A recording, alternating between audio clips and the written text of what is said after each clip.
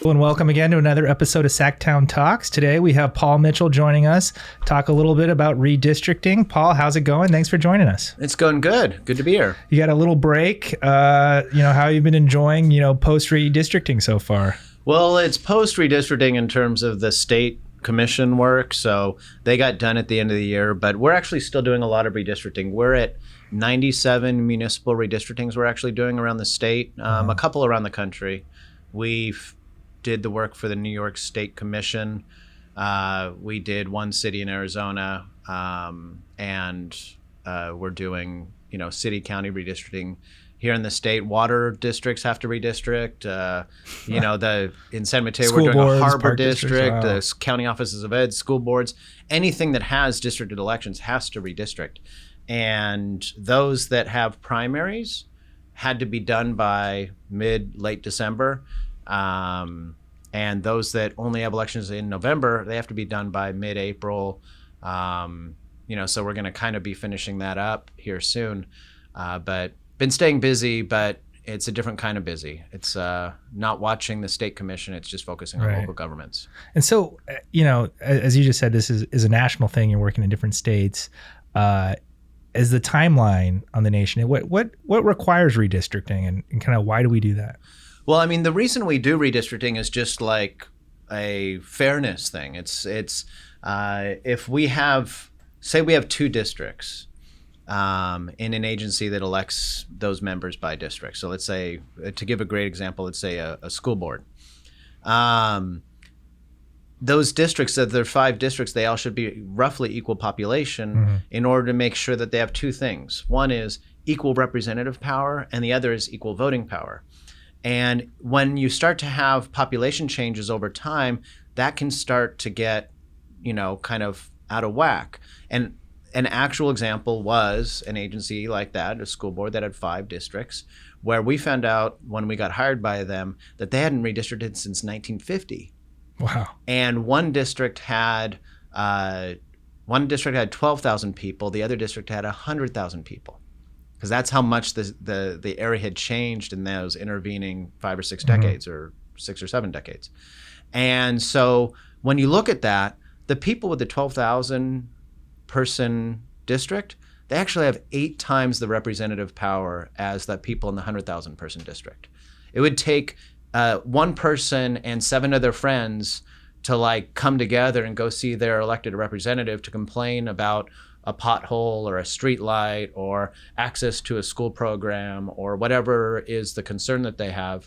And in the 12-person district, in the 12,000 person district, each of their votes is worth 8 votes in the other district. It's just, there's this total, kind of balancing that needs to happen every 10 years. We do it based on the census, and we do it at the state level, which most people are aware of, Congress, obviously, but also county supervisors, school boards, city councils, water districts, all kinds of things have to redistrict.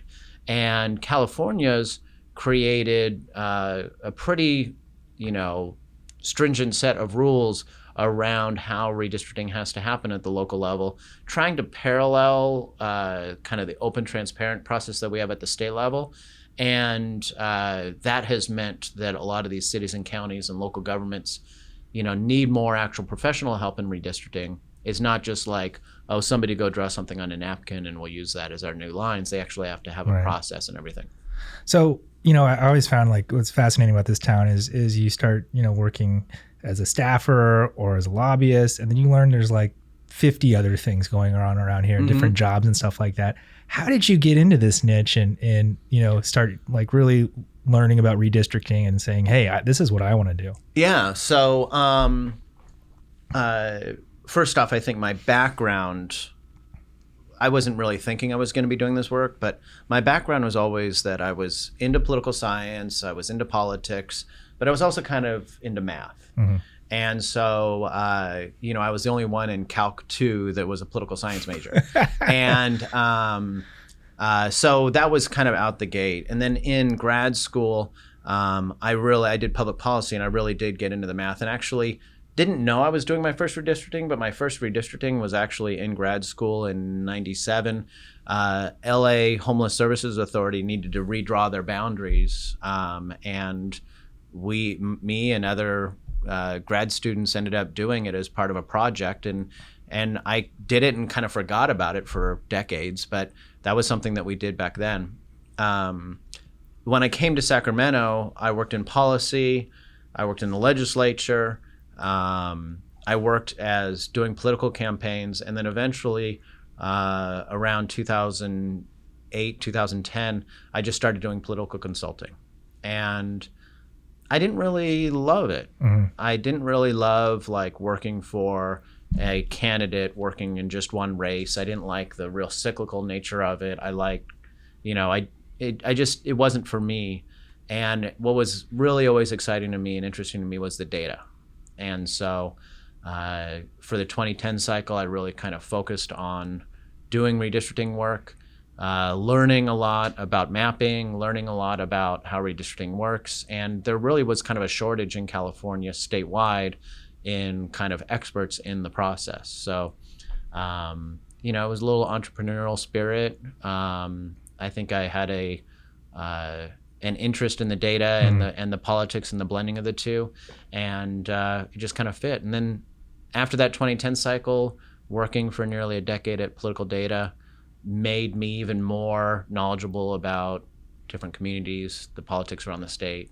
And so I always knew that, I'd get going again for the 2020 cycle, and I'll probably be here for the 2030 cycle as well. It's kind of interesting because I guess we have these two kind of paradigms which have just collided, where we have these new term limit laws and we have redistricting. Oh my God, yeah. And they're kind of going side and side. And I remember, 10 years ago, was it 2012 when that first 12-year class came in? Yeah. Everyone was like, I remember people talking about like, I'm going to retire with this class. Like, 12 years is a long time. And here it just seems like it's flown by, and they have 2 years left, and we're just seeing this huge merging and it's amazing. Change. It's crazy. So for folks who aren't aware, prior to 2012, we had this different version of term limits where you could serve 3 terms in the Assembly and 2 terms in the Senate.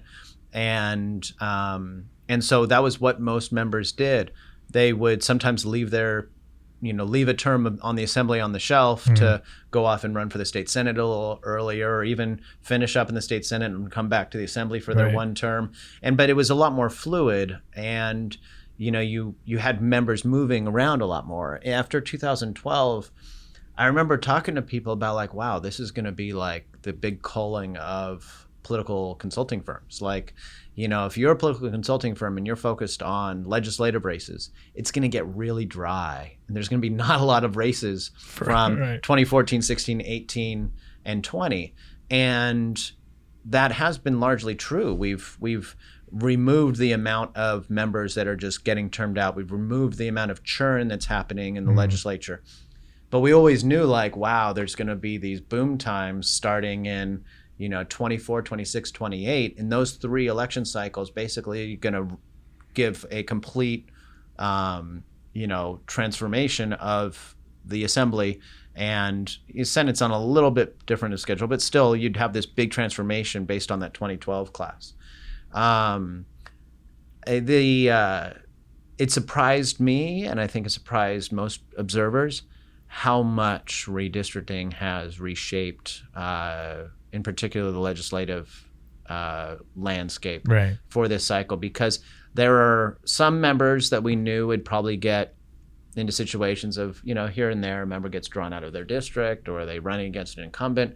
But to predict the number of members that were just leaving the legislature to get another job, or, because they were kind of done with it, that has been unexpected. And so we are going to have, instead of having this churn that happens 24, 26, 28, it's really going to be 22 through 28 with, upwards of 20 or more legislators, churning out of this building across the street. And right now it's more of the voluntary crew, but it's going to be forced on people starting in 24. There literally are 0 termed out Assembly members right now. everybody who's leaving is leaving for a reason that's not term limits. Right. Which is kind of crazy. Just think like we all expected they would, of course, go for the extra 2 years, but it is kind of crazy. And I guess, kind of the old system, everyone was always like looking for their competition on, as people in the same assembly district would be looking at their Senate district, right? So 6 years here, we're all in the same area. We're going to be fighting for the Senate seat. Now it seems like we're all going to be fighting for that congressional district, or we're all going to be fighting for that county supervisor seat. Yeah. Can you kind of talk about, I guess, how kind of like the redistricting of the congressional districts has also kind of opened up potential for, people to jump? You're totally right about the earlier term limit structure. It created a situation where you'd have these nested assembly members who were in office and they were already kind of running against each other. I remember when I was chief consultant of the Assembly Higher Education Committee, Elaine Alquist was the chair, and Manny Diaz was the kind of her nested assembly member. Mm-hmm. And everything she was doing was like looking over her shoulder to see what Manny Diaz was doing. Right. And I used to talk to candidates who were running for the assembly at that time when I was running a PAC, and it was kind of a test, like, are you an idiot or not kind of test. And the test was, who are you going to run against for the state Senate? Right. If they didn't know, then they weren't a serious candidate. Like, you have to know that. Right. Like, it was just part of the process. And it's kind of insane, but like, you're one of 7 people running in an assembly district. You haven't even like made it to the primary. You're still very early on in your campaign, and you've got this guy running a PAC asking you who you're going to run against for state Senate eventually. And you have to have the answer. That was the culture of the time. And now you're right. We're seeing more people make those moves to run for like LA County Supervisor, run for Congress. I think those always were there. It's just that they weren't as in our face as running for state Senate was. And in fact, when people would run for those kind of offices, it was almost like they were exiting the building for Sacramento's culture. Right.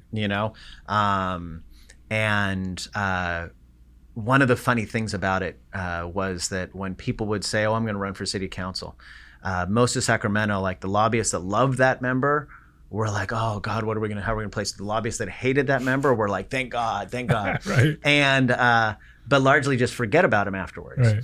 There was this great example though with Kern Price when he was running for city council. Kern Price was running for city council, and lobbyists who were, supporting Kern Price because of his current position in the legislature were kind of like, meh, whatever about his city council race, until his campaign leaked a poll. And usually when people leak polls, it's to show they're going to win. Mm-hmm. They leaked a poll to show they were going to lose. And by he's going to lose means he's going to continue to be the chairman, so you need to give him money. So it got all these Sacramento lobbyists to go to his fundraiser because they were like, oh my God, he's still going to be relevant if he loses the city council race. As opposed to lobbyists flocking to a member's fundraiser because they saw a poll that said he's going to win. It was just a different. That's funny. It's a different thing, but I think there was still a lot of that churn. I mean, look at the city council in LA. You've got, most of the council members now are former legislators. And so there's always been this kind of movement to other levels of government. It's just that right now, that's all we're seeing, really. Right. You barely see anybody move from the Assembly to Senate. Yeah, I think one member told me, if you're not looking for your next job, you're just happy to be here right now. Yeah, absolutely. That's crazy. So we've had this independent redistricting commission, and this is a new thing, right? Brought on by a proposition. So I guess, when did this come into effect, and what were we doing before? So Prop 11 and 20 were the ballot measures that created. Prop 11 created, Prop 20 added the congressionals. And the first implementation of this was after the 2010 census. So the 2011 Redistricting Commission was the inaugural commission. Mm-hmm. This commission we just had was its second iteration.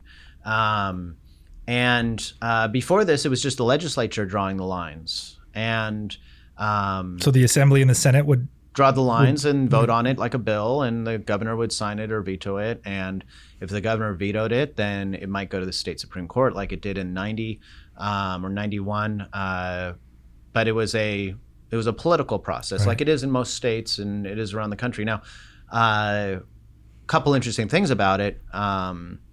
You might think like, oh, the legislature, they had the control in 2000. So they probably drew a plan to maximize the number of Democrats. And that would make sense because they had the majority. Right. But the reality was that oftentimes what was happening was more about protecting incumbents and trading votes for the redistricting plan against votes for like the budget. So like I was speaking at one point in 2011, and I was speaking about redistricting, and the person who came up after me was Speaker John Perez. And I said this stuff and I was talking about redistricting or whatever, and he comes up and he says, well, if I still had the power, I know what I'd be doing. I'd be getting my votes for the budget and getting my votes for this clean air bill that I'm trying to pass. Because that's how I could leverage Republicans to vote for my bill. Was you go into Republicans, you say, oh, you're not for this bill, then this is what your district's going to look like. Well, you're for this bill, then here's what your district will look like. And what they did in 2000 was they basically negotiated enough of these districts to be favorable to Republicans as well in order to get votes on key bills. It'd be interesting if that was happening now, because Democrats don't really need the votes of Republicans. So it might have been a situation where the caucus was basically going to members that weren't in favor of the leadership and just decimating their districts. Who knows? But it would have been the legislature doing it. It would have been political. And I honestly think that the commission process is way better. Yeah, I remember just kind of reading history books. It was like Jess Unruh and like Howard Berman, who really started looking at this in like the 60s. And they're great stuff. I mean, it's amazing stories. And I've talked to folks who are, legislators or members of Congress or staffers who were here back then in the old days. And there's amazing stuff that happened. Like one of the best stories that I've heard was someone went to, they were talking with John Burton back in, I think it was 70s or 80s about the redistricting. And it was a woman. And John Burton's like, okay, this is what I'm going to do. This is what I'm going to do. I'm going to draw this district here in San Francisco, and it's going to go out to Marin. I'm going to draw this other district here, and it's going to go down to San Mateo. So we're going to put San Francisco in 2 districts. And she was like, well, why would you do that? And he goes, oh, I'm going to run in this district. My brother, this is Phil Burton saying this. I'm going to run in this district, and Johnny's going to run in this other district. And the response was like, Phil, the voters are not going to like that. And his response was, sweetheart, that's not the point. Like, it was like the rough and tumble of redistricting. And there's amazing stories, but they're not like amazing stories of how well the public was served by the process. They're amazing stories of politics and intrigue and drama and personalities and all that kind of stuff. And there are amazing stories, drawing a district for, a favored legislator who wants to run for Congress, and then he just doesn't run for Congress, drawing districts with the intent of favoring a party, and then they just kind of like just don't perform the way they were expected. Those are called dummy manders. When you gerrymander something to be like so smart and tricky, and then it doesn't actually serve as it's supposed to be. So there's amazing stories from the old days. We don't have maybe those same kind of stories now at the state level, but we at least have, districts that the voters should be able to feel more confident, like we're drawn for the right reasons, So would the legislature also do the congressional districts too? Yeah. Wow. The legislature does congressional. And that's part of it too, is like, the legislators, the members of Congress could hire somebody like me and march me over to the state capitol and say, hey, these are the districts that we want. And the legislature could be like, no, forget it. Like, that's not where you're getting. Right. And so it did become a kind of fight between congressional members and legislators, and that's true around the country. Fascinating. Wow. So that's some kind of politics that honestly I've never been a part of. I mean, I guess I'd love to time travel back to the 1980s and be in those rooms with members of Congress cursing and swearing at members of the legislature about the lines that they want, and that politics has to be pretty deep. Yeah. You could imagine, getting the leadership in the Congress and the governor and the legislature together and having them hash something out like that would be pretty amazing. Especially, because just the tension of these state assembly members and senators evidently want your job at some point. Totally, right? yeah, absolutely. And they might be in a situation where they're like, hey, when we draw these districts, we can't draw this one district for this legislator, so we need to give them a congressional seat. And the member of Congress who's been in that seat for 40 years going like, well, I'm not your sacrificial lamb. Like, what are you looking to me for?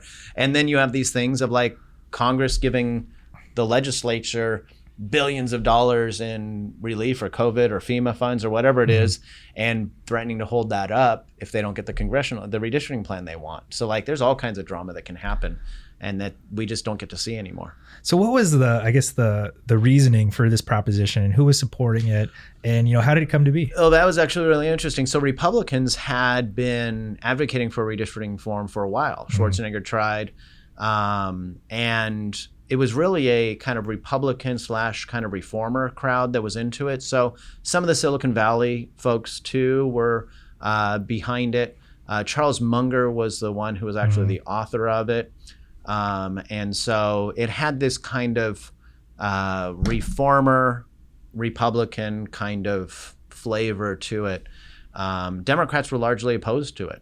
And you can understand in a Democratic state, that's a state that Democrats presumed correctly that would be Democratic for a long time.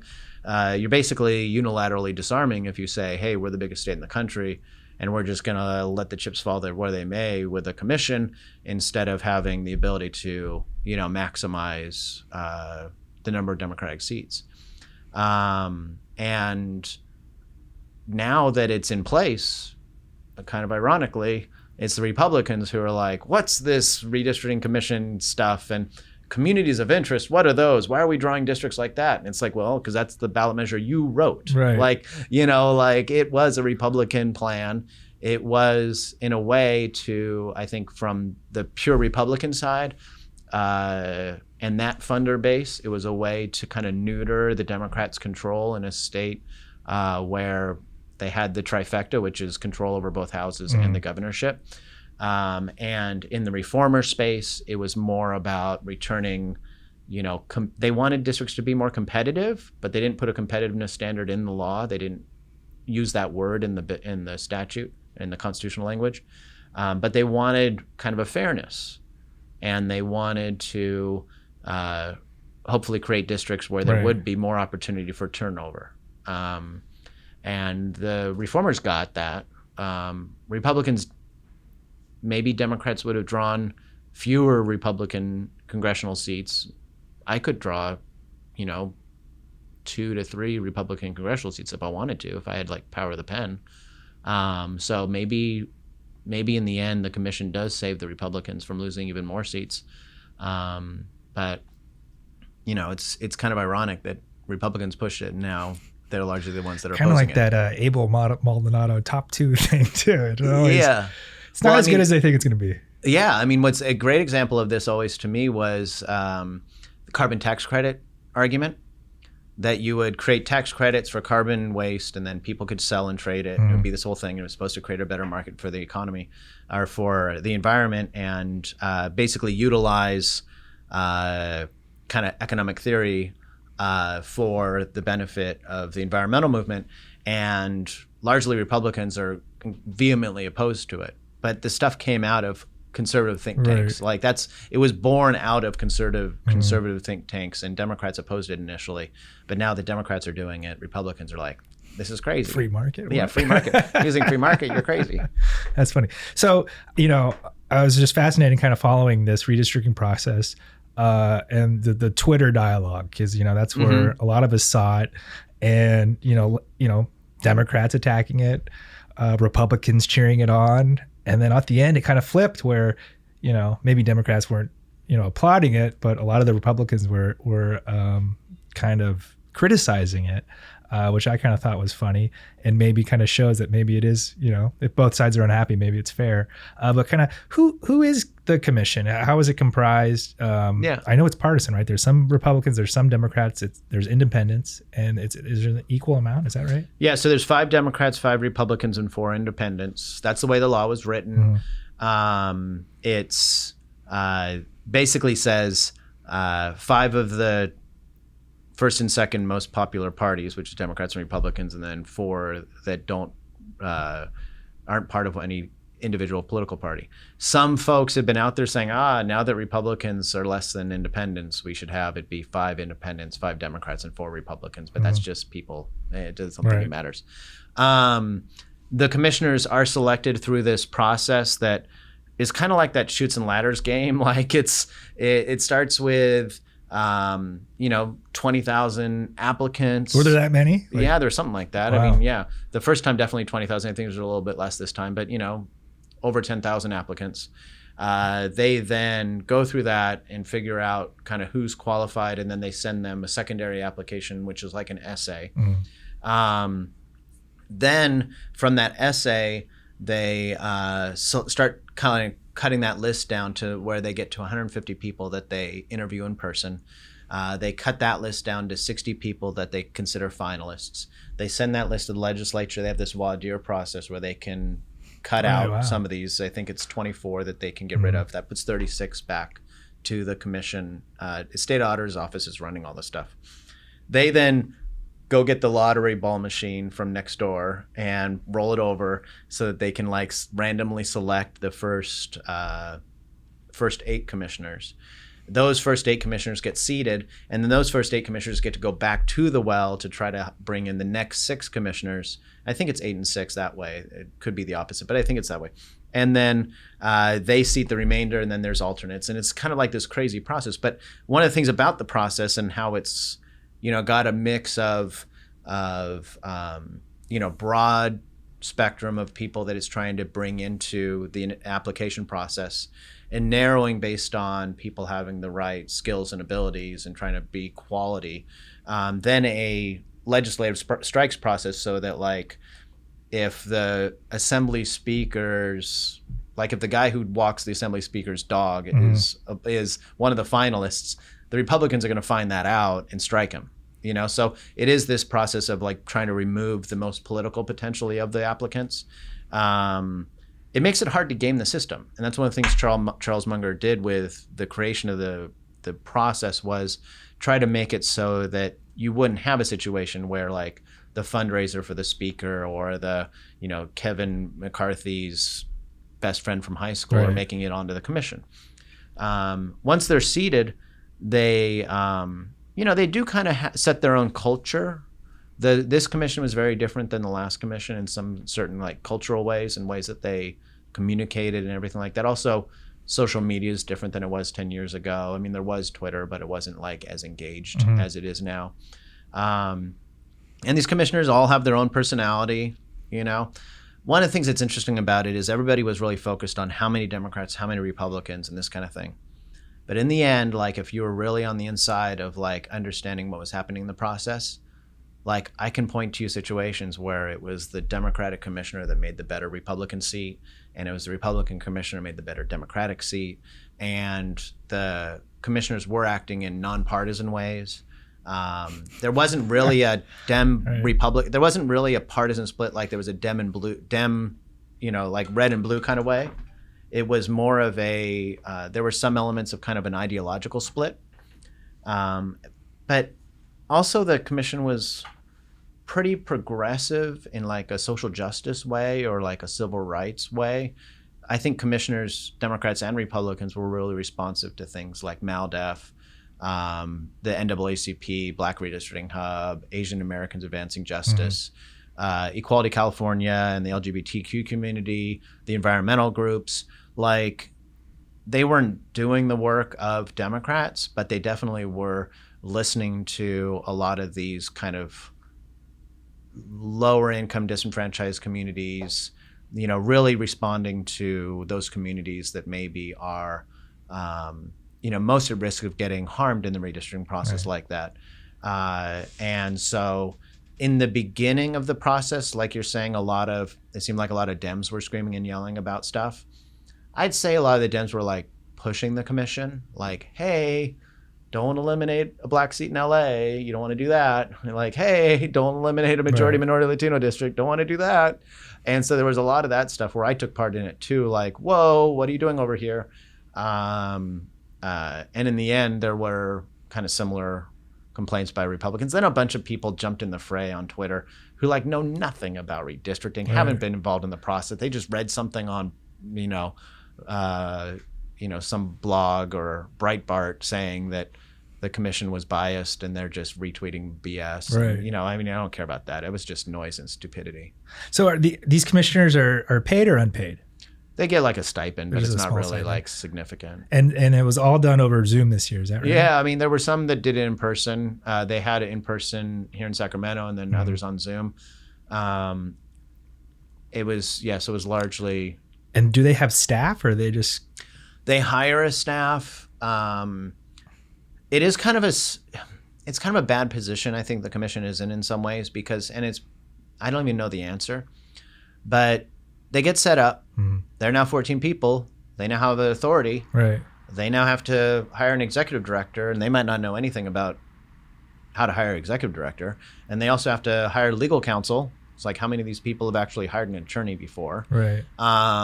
They need to have outreach staff. They need to have an outreach budget. They need to manage their budget. Who's doing our budget? Oh, the legislature's doing our budget. Who do we ask for more money? How do we authorize? Where do we get the checks? Like, it's all like this startup culture. So they have this job of like building up this state agency, right, at the same time as they have this job of like redrawing all these districts. And it's all temporary. Yeah, and it's all just like for this thing. And then they've got the media like pressuring them on stuff, like, criticizing them for how they're spending their money or where they're doing their outreach or how many minutes they're giving to different speakers or like all this stuff. I mean, it's insane. Unfortunately, the opposite would be to say, okay, commission, here you go. Congratulations. Now you're run by the Secretary of State's office. And the Secretary of State's office is in charge of your budget and your funding and your outreach dollars and your hearings and when you're going to meet and what you're going to do. And they're your executive director. Because then it's like you're kind of putting them in a position of not having that authority to establish their own footing and do their own thing. So I don't know the right answer. I've talked to some commissioners after both of the redistrictings in both cases. They kind of complained about like, we had to do so much stupid administrative work. Right. Well, I don't know what the answer is to that. So when are they like selected, and then like when do they start like setting up the process and hiring people? So the first wave of them is selected like January, and then they do the next they're set up basically January, February, and they start hiring their executive director and do all that kind of stuff. And so they basically have a year, a little less than a year to do all of this. Wow. And they are commissioners for 10 years. They actually will continue to have meetings, and mostly so that if there's like a lawsuit or something like that, or if they want to give recommendations to the next commission. And so when the next commission comes in, they will still technically have an executive director, but they still need to set up their own shop. It's not like fully operational, Right. So I guess they can take work product and hand it off to the next commission. Yeah. And do any of these people know anything specifically about districts and? Well, so when they're doing this process of like trying to get from those applicants the finalists and trying to get from those finalists to the final 60, they are looking for that. Like they're looking for a diverse set of commissioners. So that means, and it's in the law, geographic, ethnically. There's even like a LGBT thing in there, different incomes and education levels, although I don't know if it says education levels, but I definitely think it's more of the socioeconomics. And then they did some things in both these commissions where they like, oh, this person used to work for the census. Oh, this person was a city planner. Oh, this person has worked in data. Oh, this person has worked in government and running meetings. So they are aware of like the different skill sets that are necessary to make a well-functioning commission, and trying to pull in different people with those skill sets to hopefully get to a point where those final 14, if somebody does say like, oh, how does this administrative law work? One of them will know like, oh, I used to work at a county, I know how this works, and that they could have the skill sets within those 14. They're not just like plucking, 14 people off the street. They're trying to build something that has that diversity of skill sets and also actual diversity. Yeah. It was kind of entertaining. Like, they come out with their first map sometime. Was it December? Is that right? Or November? It would have been November. Yeah. And there's just like these districts, and, you see the outrage on Twitter and stuff like that. I really love those like mega districts they did. Well, it's kind of funny. So that was just people ripping these districts on Twitter, and And one of the kind of hot takes people had was like, this district's so big, like it goes from San Bernardino to the Oregon border, blah, blah, blah, blah, blah. And I had pushback on it, not from like a client perspective or from like a Democrat or Republican perspective, but this is the reality. Rural areas don't have a lot of people. Right. When you're drawing a rural district, you have two choices. You either make it huge, but make sure that like every part of that district is going to have rural populations, or you make them smaller, but every district now is going to have 30% of its population, maybe 90% of its footprint geographically, but maybe 30% of its population be rural. And it's going to have this finger that goes into an urban area. Right. And who's going to get elected in that district? The urban representative. Like when you look at who's representing these rural communities, is it more important that their representative is somebody that's nearby them, or is it more important that it's somebody who's representative of those kind of rural issues? And so that's the challenge. Is like people would say, this district's horrible, it's so huge. Right. And I'd be like, okay, I lived in Independence, California. Like, where do you want Independence to have its member of Congress come from? Do you want its member of Congress to come from, Santa Clarita? Do you want its member of Congress to come from, downtown Fresno? Do you want its member of Congress to come from Redding?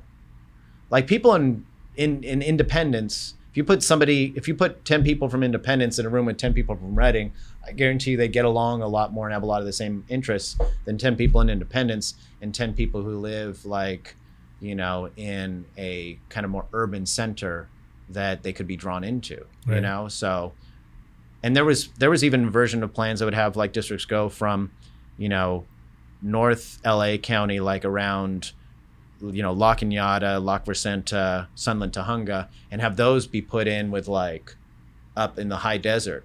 And it's like, you're ensuring that somebody from those more connected communities that can raise money and have, that power will be representing these people. So it's a challenge how you do that. I appreciated that on Twitter when you were defending the mega districts. Well, and it's also and the districts one of the districts I dislike the most, right. And I had to push back on actual commissioners and people on this, and it was tough, but like there's this new majority minority district that is in San Benito County, so very heavy farm worker Latino community, parts of Monterey County, and it's a majority minority district.